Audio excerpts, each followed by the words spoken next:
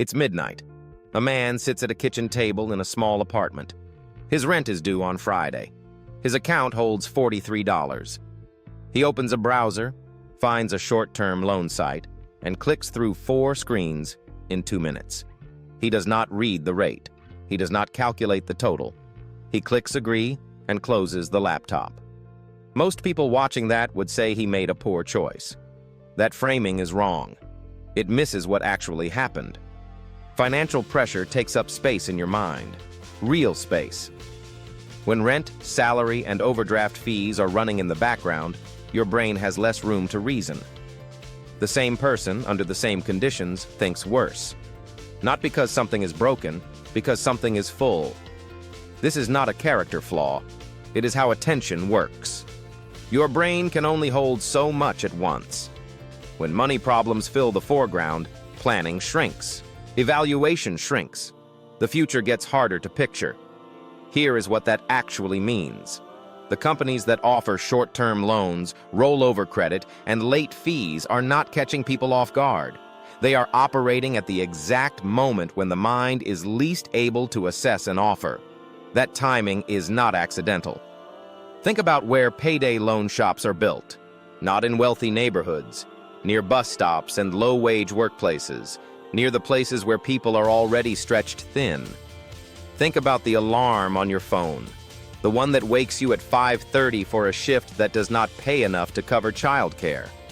You commute, you work, you come home. You have 2 hours before you need to sleep again. That is not a life that makes space for reading credit terms. That gap between your available time and the terms on your credit contract is not an accident. Someone built those terms knowing you would not read them. Companies design the product for a specific mental state. Financial pressure produces that mental state. Low wages maintain the pressure. This is not coincidence. This is alignment. A woman gets a call about a car repair. She needs the car to get to work. The repair costs more than she has. A credit card offer arrived in the mail last week. The small print on page 4 lists the interest rate. She calls the number. She gives her details. She agrees to terms she cannot evaluate. Her mind is already occupied with the next shift, a missed school pickup, the neighbor asking about last month's rent. She did not fail to be careful. She had no space left to be careful in. The pressure had already taken it. The point is not that she was tricked. The point is that her condition and the offer were matched. The environment around her was built to reach her at that exact moment of reduced capacity. That is how the revenue is generated. Psychologists call this cognitive load. When load is high, short-term thinking takes over. You respond to what is right in front of you. You accept a cost that feels manageable today.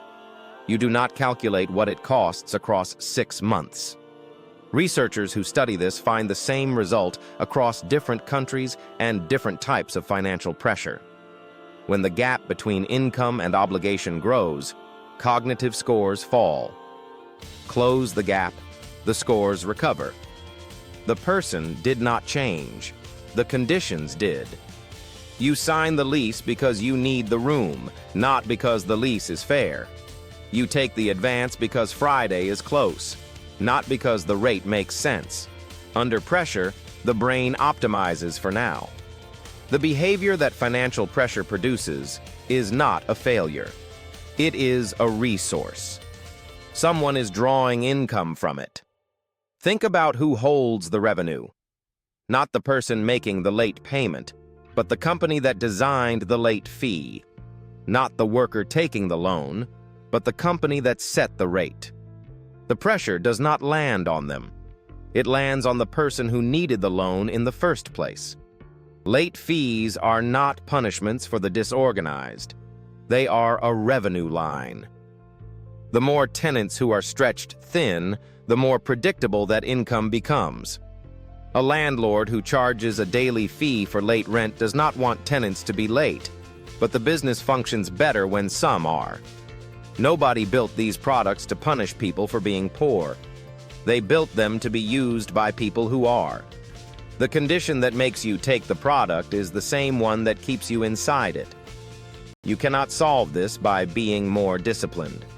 The discipline argument assumes the problem lives inside the person. It does not. The problem is the alignment. A person under pressure meets an economy that charges its highest fees to the people with the least room to refuse.